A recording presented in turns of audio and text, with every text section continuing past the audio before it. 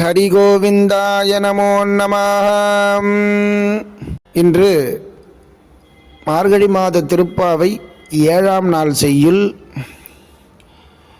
கிசுகி சென்றெங்கும் ஆனை சாத்தன் கலந்து பேசின பேச்சரவும் கேட்டிலையோ, பேய் பெண்ணே காசும் பிறப்பும் கலகலப்பும் கைபேர்த்து வாசனருங்குழலாட்சியர்மத்தினால்